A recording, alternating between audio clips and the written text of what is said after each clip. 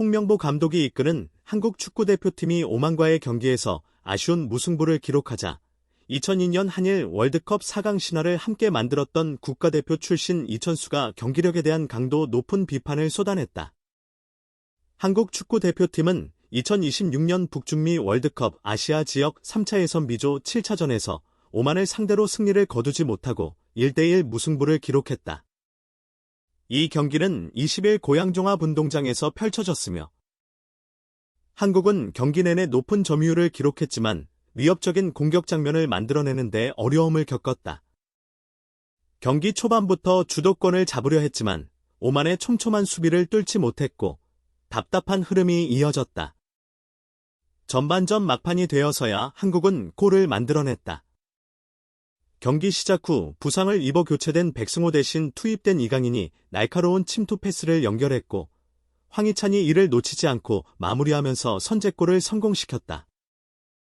이 득점으로 한국은 1대0으로 앞서 나갔다. 하지만 이 기세를 이어가지 못하고 후반전 들어 오만의 밀집 수비에 막히면서 추가골을 넣지 못했다. 결국 후반 35분 이강인이 쓰러진 사이 오만의 알리알 부사이디가 동점골을 터뜨리며 경기는 다시 원점으로 돌아갔다.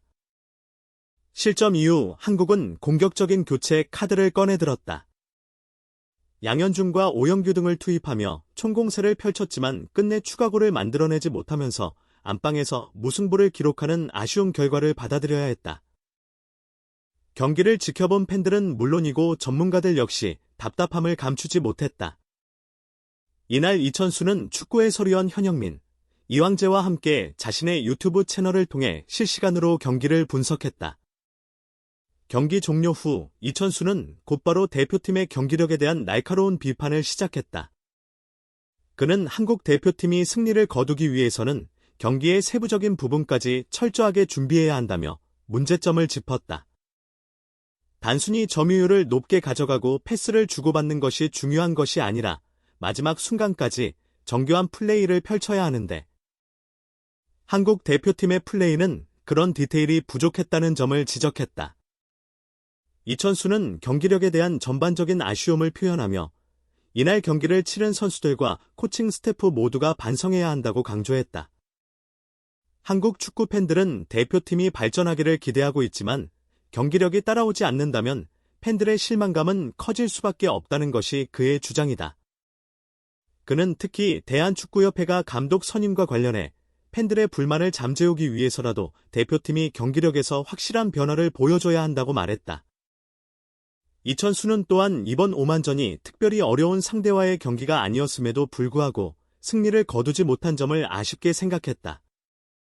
아시아 강호들과의 맞대결이 아닌 만큼 반드시 승리를 가져가야 하는 경기였음에도 불구하고 한국 대표팀이 확실한 우위를 점하지 못했다는 점을 지적하며 앞으로 더 강한 상대와 맞붙을 때 이런 경기력을 반복해서는 안 된다고 강조했다.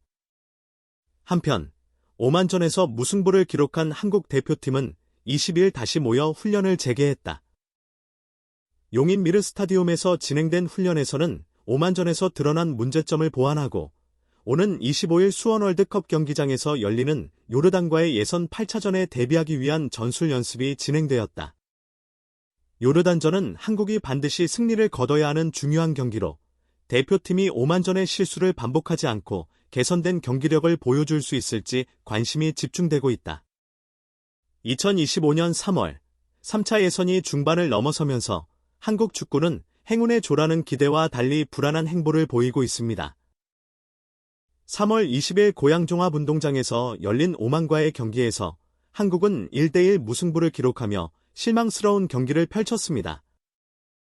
현재 한국은 4승 3무로 무패 행진을 이어가며 조 1위를 유지하고 있지만 2위 요르단과 3위 이라크가 승점 12점으로 바짝 뒤따르고 있어 상황이 녹록지 않습니다.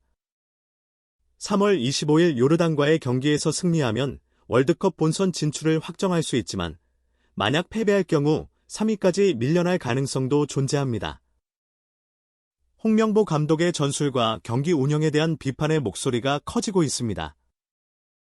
지난해 7월 K리그 울산 애시드를 지휘하다가 대한축구협회의 제안을 받고 대표팀 감독으로 선임된 홍명보 감독은 2014년 브라질 월드컵 이후 10년 만에 대표팀으로 복귀하였습니다. 당시 선임 과정에서 논란이 있었지만 월드컵 예선은 무난히 통과할 것이라는 전망이 우세하였습니다. 손흥민, 김민재, 황인범, 이재성, 황희찬 등 유럽파 선수들이 주축이 된 대표팀의 전력과 네임밸류는 역대 최고 수준으로 평가되었으며 3차 예선에서 최상의 조 편성까지 받았기 때문입니다.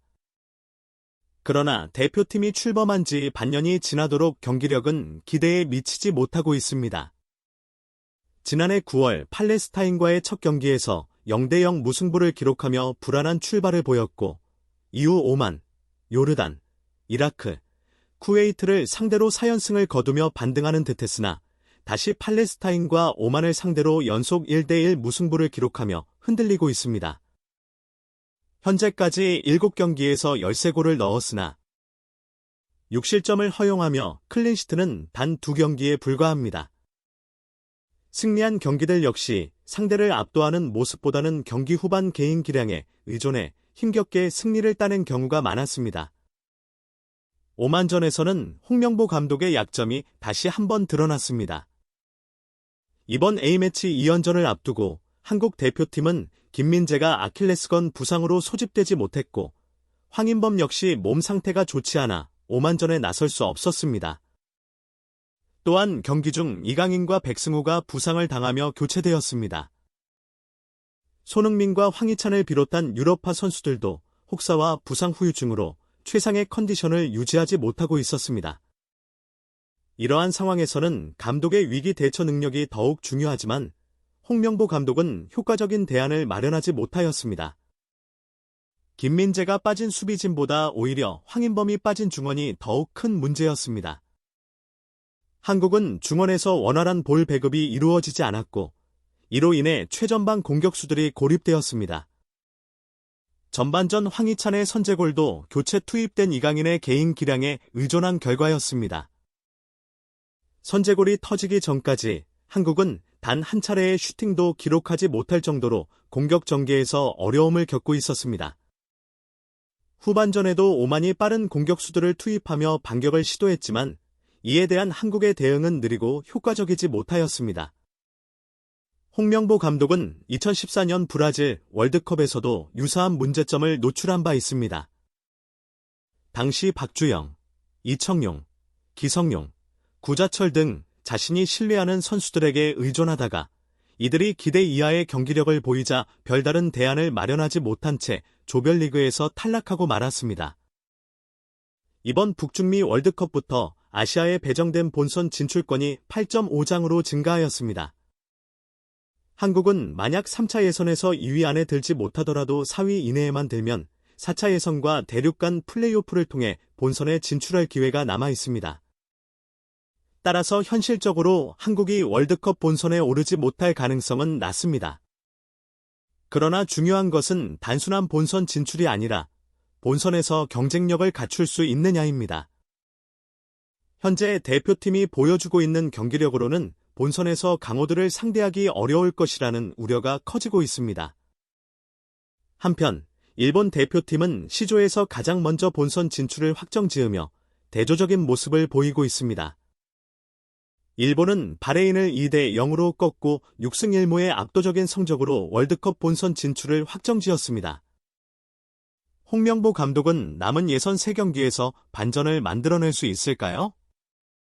만약 이러한 경기력이 지속된다면 한국 축구 팬들은 홍명보 감독 체제로 월드컵 본선을 치러야 하는지에 대해 의문을 제기할 가능성이 높아질 것입니다.